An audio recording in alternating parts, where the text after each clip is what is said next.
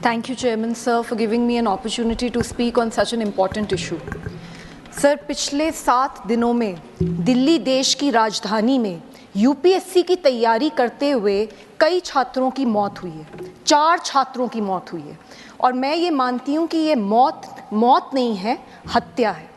Sir, हमने देखा किस तरीके से पटेल नगर में एक छात्र, नीलेश राय नाम उसका था, वो लड़का अपने घर के बाहर खड़ा था और वहाँ पर पानी भर गया और इस कारण से जैसे ही उसने गेट पकड़ने की कोशिश करी, उसका करंट लग के उसी वक्त मौत हो गई। 2 दिन पहले राजेंद्र नगर में बुरी तरीके से 3 बच्चे डूब के मर गए।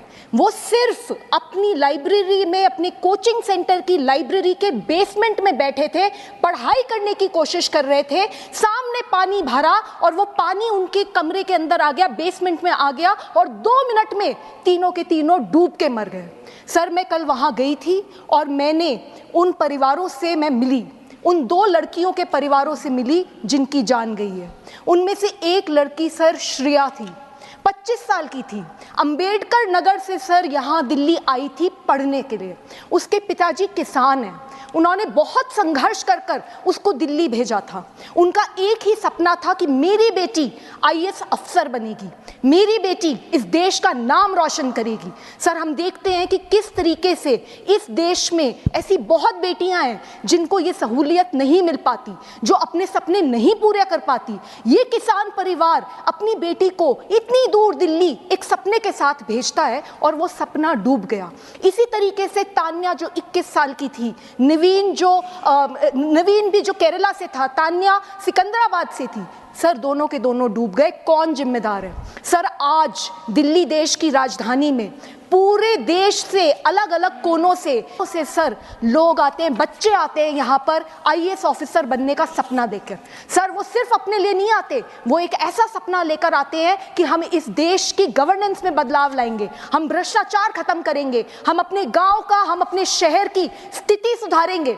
और सर, इन बच्चों के साथ ऐसा होता है, किसी की कोई जवाबदेही नहीं है। सर, हम ये देखते हैं, मैंने कल जाके देखा राजेंद्र नगर में हर दूसरे घर में इस तरीके का सेंटर खुला हुआ है, इलीगल सेंटर्स खुले हुए हैं। तो इन इलीगल सेंटर्स को कैसे खोला जा रहा है? आप देखिए, अगर कोई भी अपना दिल्ली में कोई घर बनाता है, अगर घर में थोड़ा सा भी कंस्ट्रक्शन ज्यादा हो जाता है, तुरंत एमसीडी वाले आ जाते हैं, तुरंत वहां पे वो हल्ला करते हैं और इतना बड़ा इलीगल सेंटर पे सेंटर बने जा रहे हैं और किसी को पता ही नहीं चला। तो बहुत बड़े भ्रष्टाचार का मामला है जो आपके माध्यम से मैं यहाँ पे पेश करना चाहती हूँ। सर, हमें ये भी देखने को मिलता है कि थोड़ी सी बारिश होती नहीं और दिल्ली में कई इलाकों में ऐसा हाल हो जाता है कि नाव लेके निकलना पड़ जाए लोगों को। तो ड्रेनेज सिस्टम को कौन साफ करेगा? क्या दिल्ली सरकार और एमसीडी की कोई जिम्मेदारी नहीं है? सर, मैं ये आपके माध्यम से सर मैं 3 डिमांड रखना चाहती हूँ। सर, सबसे पहले ये जो एफआईआर हुई है, इस एफआईआर में उन कोचिंग के सेंटर के जो लोग हैं उनको पकड़ लिया है पुलिस ने।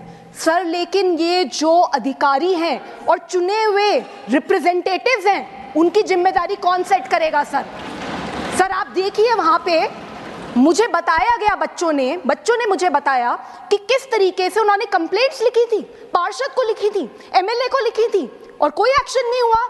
तो जो एफआईआर हुई है उसमें पूरी तरीके से जांच होनी चाहिए और ये जितने भी अधिकारी हैं इन सब के ऊपर सख्त से सख्त कार्रवाई होनी चाहिए। एक ऐसा मैसेज देना चाहिए कि आगे किसी की हिम्मत ना हो इस तरीके का लापरवाही या भ्रष्टाचार करने की। सर, दूसरी बात, सर, ऐसे मौकों पर कोई क्या ही मुआवजा देगा? एक परिवार जिसने अपनी बेटी खो दी, जिसने अपना बेटा खो दिया, सर, उसके लिए तो सब कुछ खत्म हो गया। मैं कुछ भी कह दूं, हम सब मिलके कुछ भी संवेदना प्रकट कर दें, हम उनका कोई भी खामियाजा नहीं कर सकते, हम उनकी संवेदना प्रकट ही नहीं कर सकते। सर, वो इतनी पीड़ा में है। लेकिन दिल्ली सरकार का फर्ज बनता है कि 1-1 करोड़ का कॉम्पनसेशन एक बच्चे को मिलना ही चाहिए। तीसरी बात, सर, हम ये देखते हैं इतने सालों से यूपीएससी की तैयारी करने के लिए दूर दूर जगहों से दिल्ली में बच्चे आते हैं, पर अभी तक दिल्ली सरकार ने इस तरीके के पीजीज को, इस तरीके के कोचिंग सेंटर्स को रेगुलेट करने के लिए कोई कानून नहीं बनाया। यूपीएससी की तैयारी करते हुए जो बच्चे हैं या बाकी एग्जाम्स की तैयारी करते हुए जो बच्चे हैं, उनके वेलफेयर के लिए कोई स्कीमें नहीं बनी है, कोई गाइडलाइंस नहीं है। ये सारी की सारी गाइडलाइंस होनी चाहिए। सर, अंत में इतना कहना चाहूंगी, मैंने देखा है सर, दिल्ली में देखा है मैंने बहुत बार कि एक 100 मीटर की सड़क बनती है और उसके ऊपर 4 नेता आ जाते हैं, हमने बनाई, और उसके बाद प्रचार पे प्रचार होता है, हमने 100 मीटर की सड़क बना दी जी, बहुत बड़ी सड़क बना दी जी। और इतना भी देखती हूं कि जब वहां बोर्ड लगता है ना,